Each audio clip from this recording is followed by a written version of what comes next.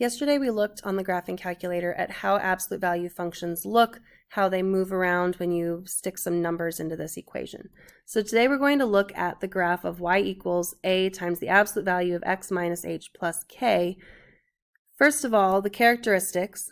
The a value affects these three things. It affects whether the graph opens up or down, and whether the graph is wider or narrower. It opens up if that a value is positive. So if the a value is positive, the graph is going to look like this over here. It's V-shaped.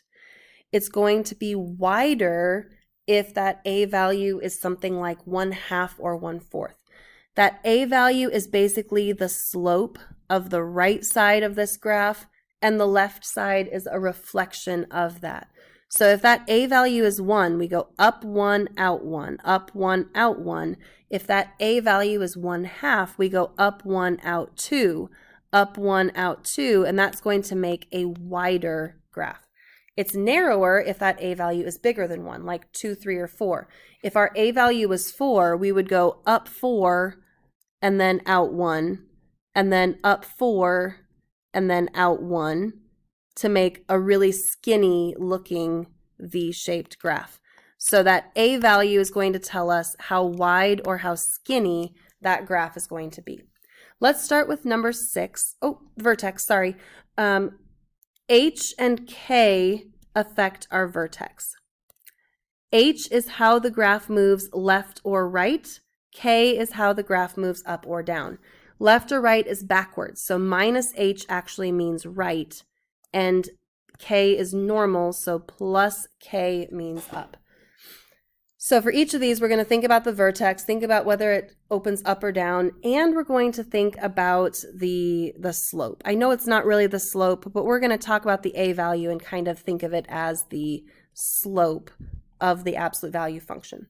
So in this first one, well, number 6, we're going to start with number 6. If this was just y equals the absolute value of x, it would start right here at 0, 0.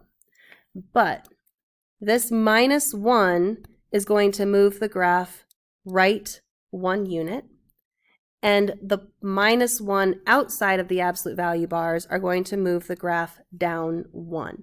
So we are going to move right 1, down 1. That's where the vertex is actually going to be. So our vertex is 1, -1. Notice it's the opposite of the number inside the absolute value bars, but then exactly the number that's outside. Did I say that wrong? It's opposite of the number that's inside those bars. It's exactly the same as the number outside of those bars. Once we have that vertex, let's think about up or down. What number is in front of these absolute value bars? There's no number shown, which means it's a 1. That's positive, so this is going to open up, and that a value is 1. So from this vertex, we're going to go up 1, out 1, and then from that point, each of those 2 points, up 1, out 1, and so on, until we get a good picture of our V-shaped absolute value graph.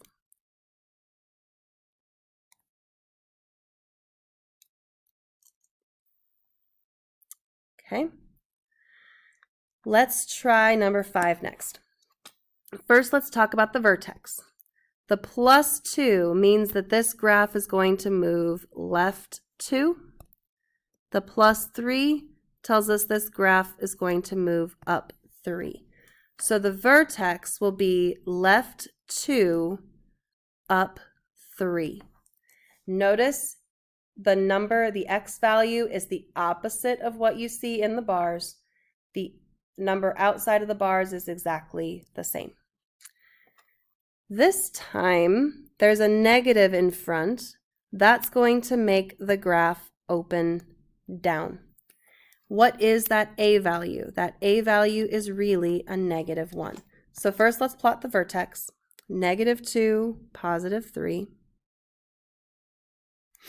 From our vertex, we are going to move down 1, out 1, down 1, out 1, and so on. Now at this point, some of you might be thinking, can't I just grab one of those graphing calculators and type it in there and then go to the table and get my points? Absolutely you can. But as you practice graphing by hand, it's actually going to be quicker to graph it by hand than to grab a graphing calculator. Let's look at number 8. Number 8, first of all, the vertex. This one doesn't move anywhere side to side. The +1 indicates up 1. So our vertex is going to be at 0, 1.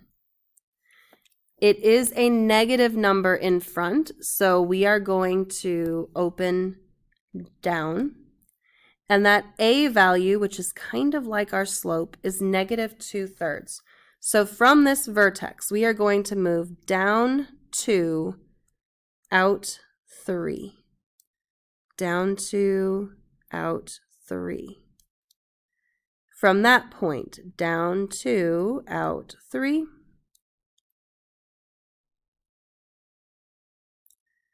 And again.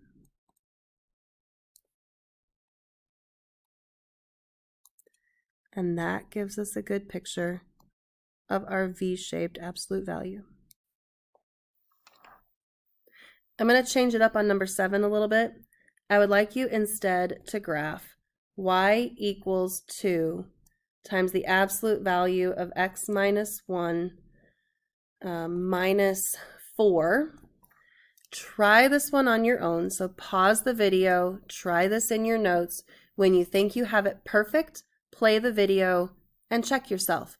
If you got it right, you're good to go, you're ready to work on the assignment.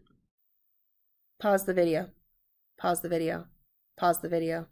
You know you haven't paused the video yet. Pause the video and try it.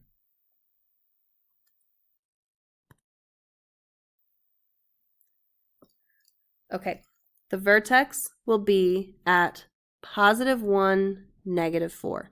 If you look at the opposite of the number inside and then the actual number from outside, or you can think of this as right 1 down 4. So right 1 down 4, that's the point, 1, -4.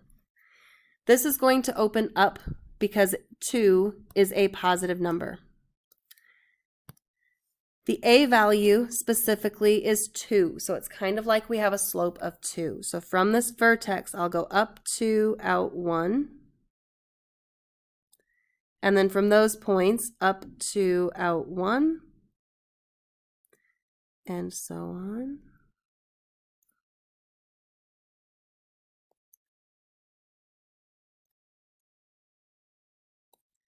If you did that problem perfectly, you are good to go. Get to work on the assignment, and I will see you soon.